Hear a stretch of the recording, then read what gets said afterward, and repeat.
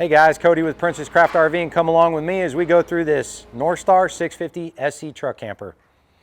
So just to get started over here, just to run through how everything operates, starting up front, we've got your Happijacs. It's going to be in all four corners, electric jacks that are going to be remote control operated. If for some reason these jacks do fail on the electrical side, they do have a manual crank operation. All you're going to do is take this lever right here, flip it to the down position, and then use your crank tool to go in here so you can crank the jacks up and down. These Happijacs are very good, very reliable, low maintenance, and they do a great job. Moving on from there, we've got your 6-gallon water heater. This is a gas-only water heater. Holds 6 gallons of water. Down here we've got your drain plug / anode rod. This does need to be pulled and checked and replaced periodically. As it wears, it becomes useless, and you just throw it away and you put a new one in and keep on trucking. A couple things to check for on this. In the burn chamber, sometimes you can get insects that will build nests in here and kind of affect the operation of it. So inspection and cleaning is necessary from time to time. So to drain it, to drain the water heater, first thing, make sure that it is not under pressure. The best way to do that is either to turn a hot water faucet on the inside or to relieve pressure with your pop-off valve here. Once you've relieved the pressure, then you can use your socket to remove the plug, turn it to your left to unscrew it, and let the water drain out. Once it's drained out, they make a tool that you can put on the end of a water hose that really helps you get in there and clean any sediment out. Kind of turns it into a high pressure jet, and it's flexible and allows you to do some different things for getting in there and cleaning that out. Moving over from there, we've got your 30 amp power cord. Very simple hookup on this. We've got your 3 prongs here on the cord. You'll see the bottom one here is kind of an L shape. All we're going to do is match that up with the one on the camper side. We're going to fit these together, give it a slight turn to the right to lock it on, and then use our ring here on the cord to help secure everything to the camper. Again, this is a 30 amp, 125 volt service. It is not 220. Do not plug into a dryer receptacle or a 220 receptacle. All right, just below our 30 amp power cord, we've got our Freshwater Fill. It's going to be where we're going to be able to carry water on board on the camper to use the water pump to extract when we don't have access to city water. All you're going to do to fill this up, put your water hose in there, fill it up until it either gushes back out or it's going to come out of this little vent to the left, and that'll tell you that it's full. It is secured behind a little door here with a key lock.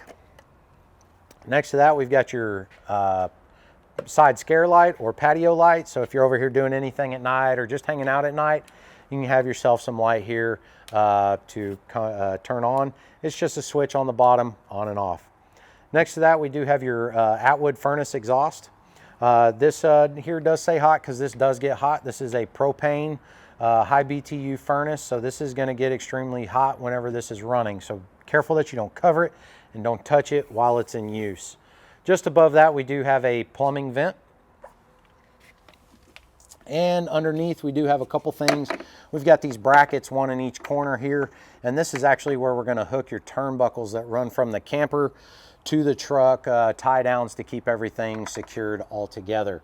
This little door that you'll see right here, this is actually going to be accessed from the inside of the camper. You're going to be able to open this from the inside and access the inside of the truck bed. Some people will use it for storage or anything like that that they may want to store out here. Just underneath the Freshwater Fill, you'll find your city water connection. This is where you're going to hook up your water hose with a water pressure regulator in line. Hook up right here. This is going to pressurize your water system where you don't need to use the water pump when you can hook up to city water. Moving around to the back side of the camper, we've got some latches here. There's actually one of these in each corner. This is actually going to be to secure the roof. When we run this thing down, you'll see that there's a receiving piece up there. This just latches it down for travel. Absolutely do not forget to latch these.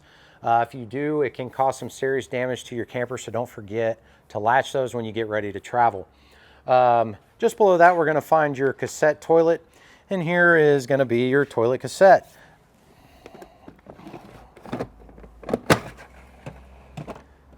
So this is where everything that comes out of your toilet is going to go.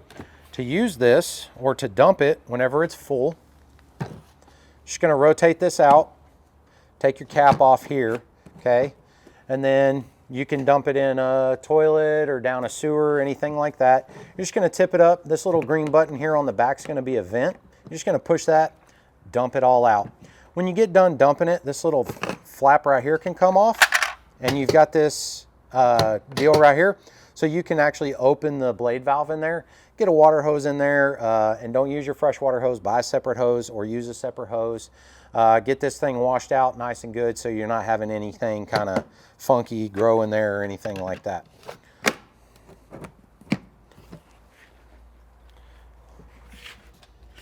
One thing to point out in here, there is a small fuse right back in here that runs the pump for this thing. So if for some reason the pump to fill the reservoir quits working, to fill the bowl, you can check that fuse, just make sure things are working. To get water into this, you do have to fill it. So you're just going to remove this cap. Once again, use your water hose, fill slowly because these don't fill real fast. Just going to fill it right in here, and you're going to watch your water level come up in this clear tube on the right hand side. And as it fills up, that's just going to be your water level. Whenever it's full enough, you can stop putting water in it, put your cap back on and swing that away. Now to close that, you just push close to open it. You do have to release both of these latches. So you push both of those in. The bottom one does key lock to keep anybody out of there that shouldn't be in there.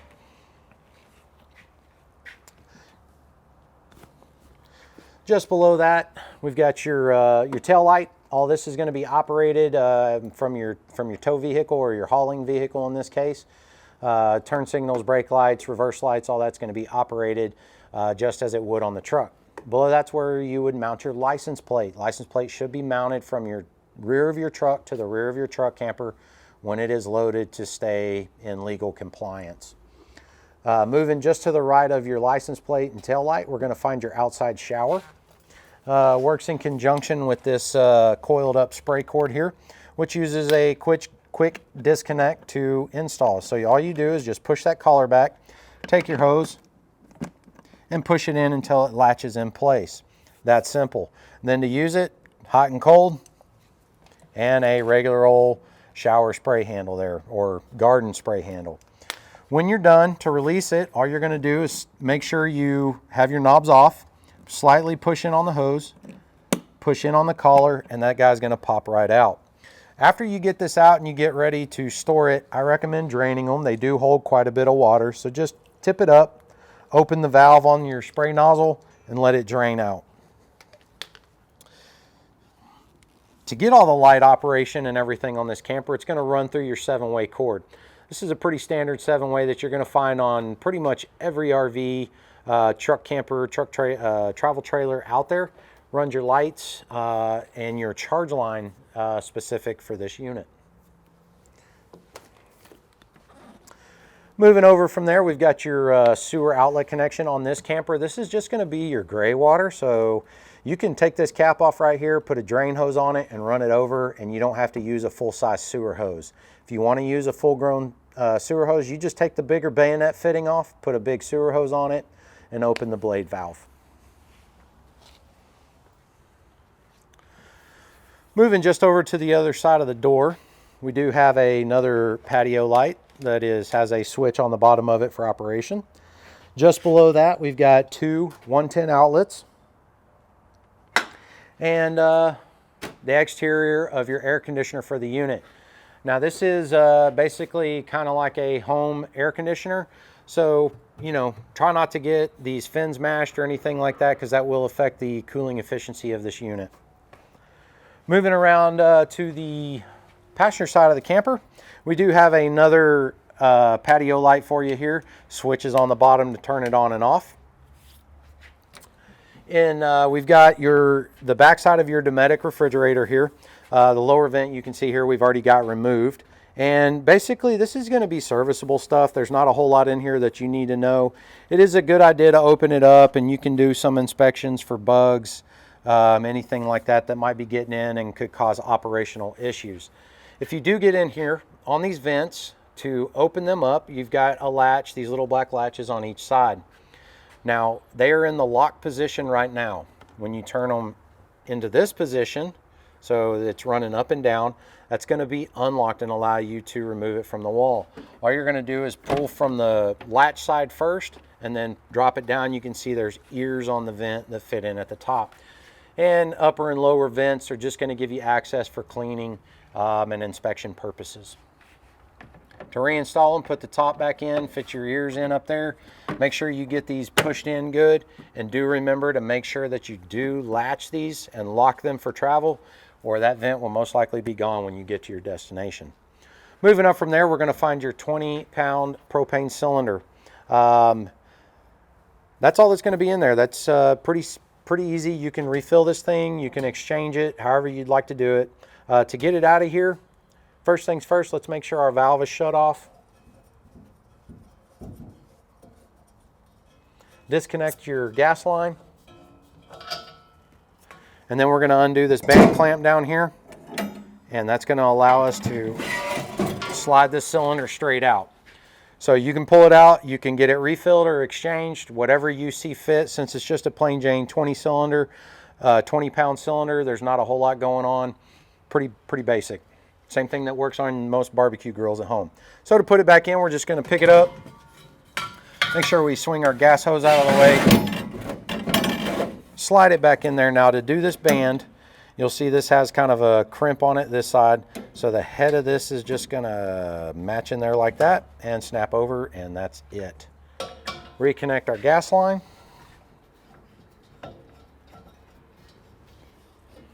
And then you can turn your gas back on and you're good to go. All right, guys, coming inside the Northstar 650 SC. Just a couple things coming inside the door here. First off, we're going to find our fire extinguisher safety device here. Biggest thing about this is checking it periodically. Hopefully you'll never need to use it. Little green button here on the top. Push it down. Make sure it pops right back up. If it does, should be good to go. That tells us we've got pressure still in the canister, and you should be good. Just to the right of that, you're going to find the power cord for your air conditioner. That does have resettable GFI on it. So if for some reason that's not turning on, make sure you check that and that it's in the proper position. To operate your air conditioner, you're just going to choose your temperature, which is going to be your top setting. Looks like 1 through 7, 7 being your coldest, 1 being your warmest. And then we're going to turn this thing to three snowflakes. There is going to be max cold. Or you can do high fan only or low fan only, or you can do a cooler mode setting with a low fan there.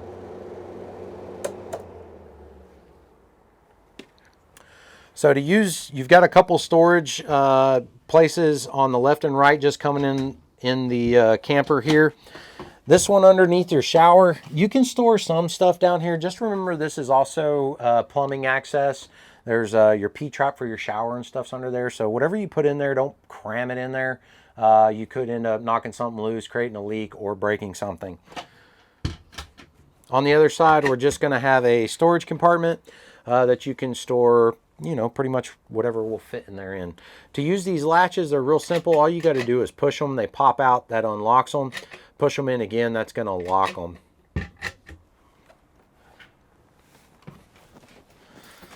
Moving into your shower here. You've got your shower curtain. This thing can run all the way around. You're going to want to use this when you're using the shower to protect your shower door and your cabinet here. Anything from getting too wet. So you just move that around this track as you go.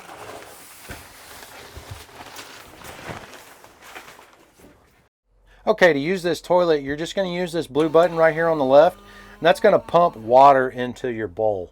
You're going to want to fill that up about halfway. Once you're done doing whatever you're doing, you're going to use this lever right here.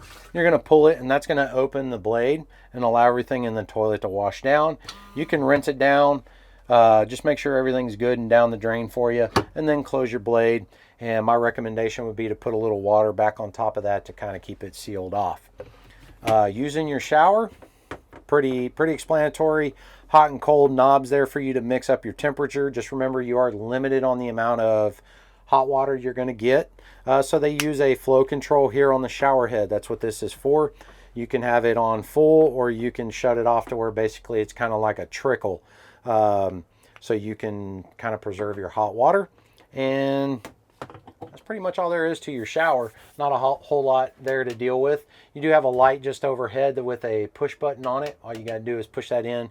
It makes it nice and bright in the shower, so you can make sure you get good and clean.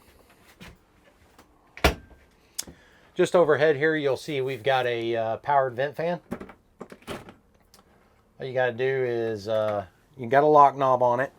So when it's all the way closed, for travel, you want to put this in the lock position. And then whenever you get ready to open it, you want to unlock it. You can open it up. And then this fan is only going to pull air out of the camper, but you do have 3 speed settings, and it also has a thermostat on it.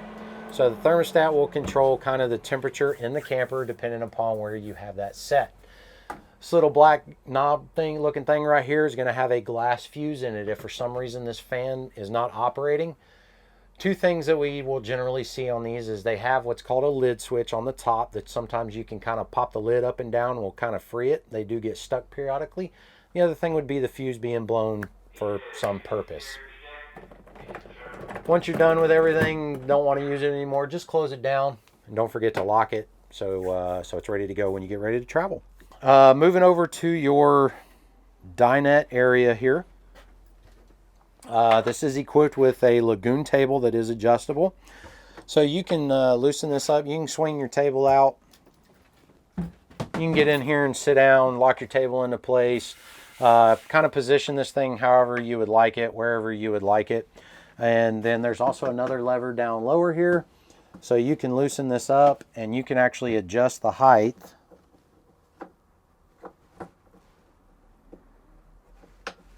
of this table if you would so choose to. So you can loosen that up, drop it down, raise it up. As long as you stay on the mount, you can pretty much use this at whatever height makes it comfortable for you. So on your one actual window in this camper, to get this thing to open up, each one of your latches has a little button you do have to push. All you got to do is unlatch them like that, and then your window is ready to use. To latch it, all you have to do is rotate it back. Now these do have a vent position. You can see that this thing has a channel right here, so you can latch these down, and that just cracks this window open enough to kind of give it some fresh air. Really good to use in like a rainy situation, so you don't get water inside the camper if it's raining that way. But once you get them all closed up, you do have a shade, a day-night shade on here. So this is going to be your bug screen shade here, or your day shade. So if you have the window open, you've got this one down, the bugs can't fly in. To raise it up, you're going to squeeze these 2 levers right here, slide it up, and this is going to be your night shade. It's going to black everything out. It's going to keep people from looking in while you're going. To separate them, all you've got to do is pinch this little one right here, and then they're separated. And that takes you back to being an open window. All of your other windows that are part of the canvas are zippers.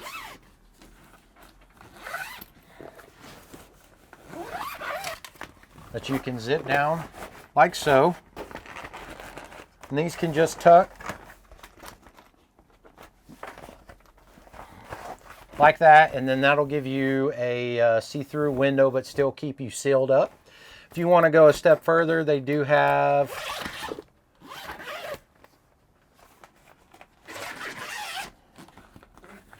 what's going on here? Hang on. These zippers are all backwards. Do you work here? Dude, these zippers are backwards. They're like, okay. So once you get this one down, you've got your clear window, which will still keep you all sealed up. If you want to go one step further, this piece can unzip as well. Folds down as well. Now we've got just screen material here, and you're opened up to the elements, allow some fresh air in, and help you ventilate this camper and really draw in some fresh air with that roof vent. It's really going to keep you going. close it back up, all you got to do is zip it back up.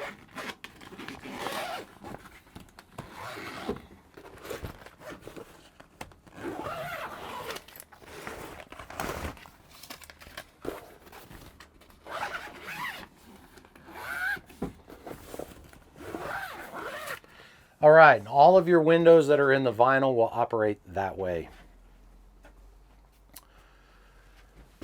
Anything back here I'm missing?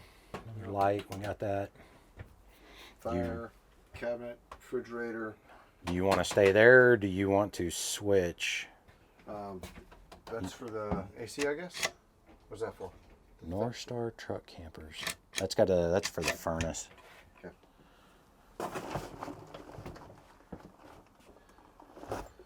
I guess let's go around. Do you want to switch where? Do you want to stay where you are? Yeah, just for this much. As soon as you start talking about this, I'll move past you. Okay. So moving over here just behind your shower, we've got a couple of storage compartments plus your furnace output. Once again, these just open up. You'll see in here is your Northstar owner's manuals and everything inside your bag there. This is going to be your furnace output right here. That's where all your heat's going to come from when you're trying to heat this thing up. Now to operate your furnace, you're going to use this thermostat right here. So all you're going to do is turn it to heat and set your temperature. So the little numbers is going to be your requested temperature and the bigger numbers are going to be your room temperature. Once everything kind of kicks off and gets going, it's going to auto light and bring everything up to, we would set it, right now we'd have it set for 82. So it would bring it up to 82 and then it would shut off. If you don't want to use it anymore or don't want to have it heat up, just click it off. Now, as with pretty much any furnace I've ever had any experience with, whether it be gas or electric, they do tend to have some burning off smell when you first start them up. That's completely normal, but they can set off your smoke detector and your LP alarm. So it's a good idea to kind of keep it ventilated in here when you first fire things up, or do it before you get to the campsite. Just below your furnace, we do have another storage compartment. And ready to switch sides? Okay. So we have a 2-burner cooktop in this unit. Pretty simple to use with a glass cover. My recommendation, always make sure your burners are cooled off before you close your cover. That way you don't end up with anything broken. But to get this thing to light, you're just going to take your knob. You can see on your knob you have an off, a lightning bolt, big flame, little flame.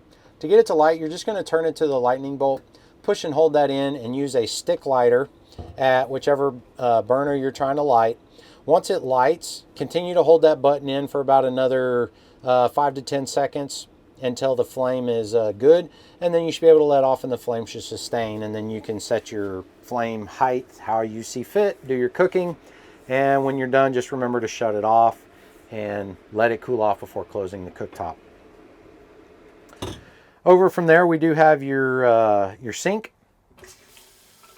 All you got to do is push that back to turn it on, and then choose your temp. Left to the left is going to be hot, to the right is going to be cold. And this thing does have a shower spray pattern that you can use at this as well as a pull out for you. So you can kind of get that thing around. Below your cooktop and your sink, you're going to find a Gfci outlet that can trip. So when you push the red button in, you'll see the red light comes on. That means no power is going through this Gfci anymore. All you got to do is push the black one in, and that's going to turn everything on. Red light off, that means power is going through it. This outlet will also control other outlets in the camper. So if you have any other 110 outlets that may not be working, check your Gfci first. It may be tripped. Below that, we do have a couple of drawers for you to store stuff in. And we've got access to underneath your sink where you can store things. Once again, whenever you do store stuff in an area such as this, remember there is plumbing. There's drains, all kinds of stuff down there, so be careful that you do not damage or knock anything loose down there. And below all of that, we do have this access door here that's going to give you access to the inside of the bed when you're loaded. Some people, like I said, will store items that will fit through here out there that they can't get in otherwise. While we're down here, we do have your Atwood LPCO alarm.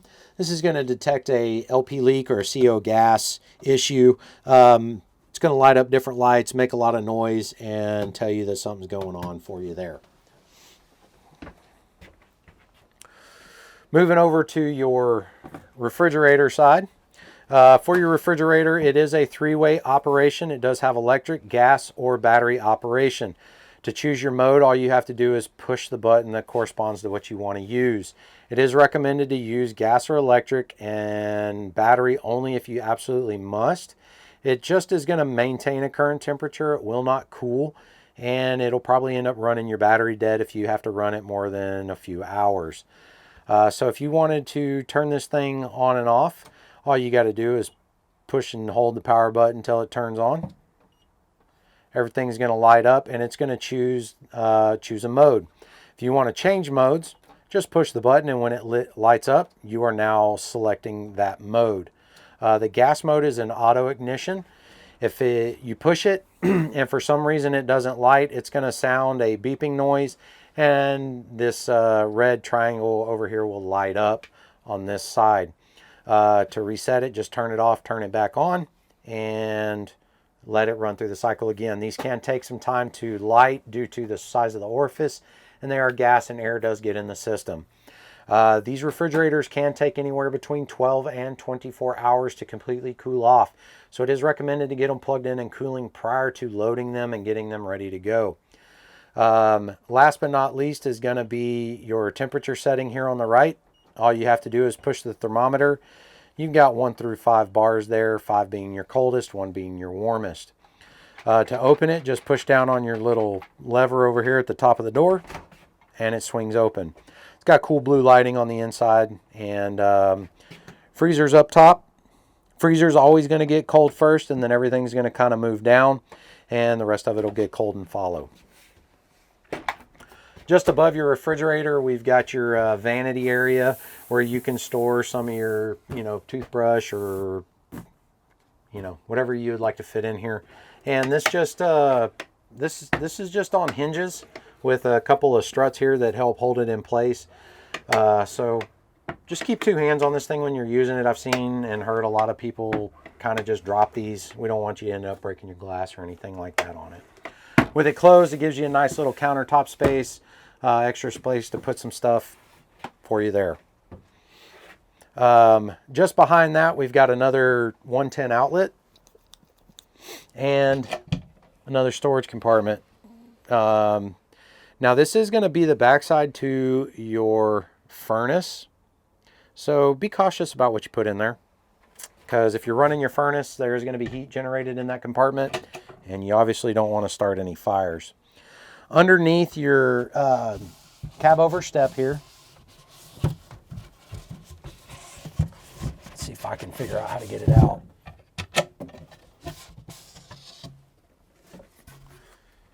Underneath here, you're going to find a couple of things. We're going to find your freshwater tank on the left, which is going to allow you to carry onboard water. This is going to be your battery in this box over here that's vented through the front of the trailer. So on these valves down here, this one at the very bottom in the back, this is actually going to allow you to divert water over to this tube here. This tube can be used for winterizing. So what this does is allow you to change your water pump suction to this tube instead of the tank, and then you'll suck water straight up and into your faucet to get everything winterized. So you would just turn this valve down. It'll suck through that one. You'll see this valve up here. Basically, after you get everything winterized, you're just going to want to turn that, and that's going to keep everything from kind of draining back down, is what that's going to do. Other than that, this is going to be your normal operation, and this one pointing up will be normal operation, which is going to keep it pulling water from the freshwater tank. The other thing in here, you're going to see your Happijac wireless board. So this is actually going to be the board that controls all your jacks. There are fuses behind this cover. So all of these fuses go to each of the jacks. So if you have a jack that's not working, get under here, check this, check in here and see if maybe you have a fuse blown. The other thing that's in here is going to be this phone looking cord. So this will actually plug into your remote here on the side, you just remove this cover. It plugs right in, and basically it overrides the wireless function of this remote. So if you're having interference issues or something like that, you can plug this in to get everything operated. Moving over from there, we have a couple things on the wall here. We've got your power distribution panel. It's going to have your two 110 breakers in here, and then some 12-volt fuses. You can see things are labeled here for you. This is going to basically control the power to everything in the camper. Just above that, we do have a charging center. So you've got a 12-volt outlet, basically like a cigarette lighter, and next to that, two USB outlets for running anything for charging. Next to that, you're going to see the Rico Titan. So this is going to be for your electric roof lift. So basically just up and down. And I'll show you how to close the roof up on this thing shortly. But it's going to be using this button here to run it up and down. Next to that, we've got the battery disconnect switch. Pretty self-explanatory. When you turn it down and the key can come out. So if it's this way, that's going to be disconnected. So you're going to want it in that position for storage. When you're using it, just put the key back in and turn it to on. Below that, you're going to find your water heater switch. To use that, you're just going to turn it on. You're going to see that red light come on there for the water heater. It's going to come on for about 10 seconds, and then it's going to kick off, and the water heater is going to go into ignition mode. As long as that light stays off, then everything is operating normally on the water heater. Below that, you're going to find your water pump switch. Pretty self-explanatory. Up is on, down is off. And that's going to be used to pull water from the freshwater tank in a dry camping situation, or maybe you're just traveling on the road and you're not stopping at a park yet to put water to the camper. Just above your refrigerator here, we do have your smoke alarm. This is a 9-volt operated smoke alarm. You just pop it open. Test it, replace your battery regularly as you should with any type of smoke alarm. Moving up to the bed area. So just underneath the bed is going to be your largest area for storage. Just push up on the strap. Has a couple of gas struts here to help hold it up while you're putting stuff in and out. You can store your lagoon table under here, anything that you need to get out of the way. It's just for storage. There is storage compartments running down each side of the bed. There's 4 lids. You can just open them up again. This is going to be just for storage. And then you do have 2 lights over the bed, one up there in the front. They are all just push buttons on the lights to run all of that. I think that covers the inside of your Northstar 650 SC. Let me show you how to put the roof down. So to put the roof down, first things first, make sure all your lights are turned off. We don't want you to put it down when it's hot or cause anything there if for some reason they do not turn off.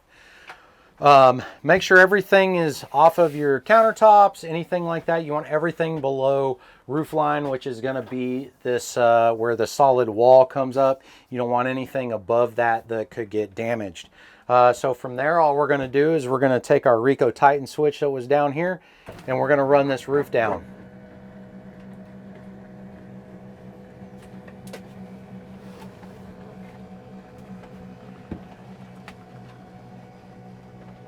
This is actually a pretty quick process, and I love it versus a manual crank, so it's a good way to go. Cool thing is with the Northstar is usually all of their canvas pulls in nice and straight, so you don't have to go around and do a whole lot of tucking. So another way to run your roof down is turn your roof vent on, and this will help pull your canvas in because it kind of draws somewhat of a vacuum in here. And then just start running the roof down. As it comes down the back, it'll help pull the canvas in, and once again require less tucking. Just don't forget to turn that off and lock it back after you get the roof all the way down.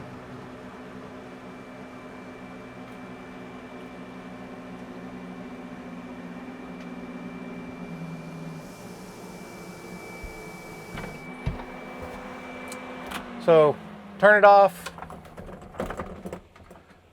close the lid, lock it in place, and let's go latch the roof.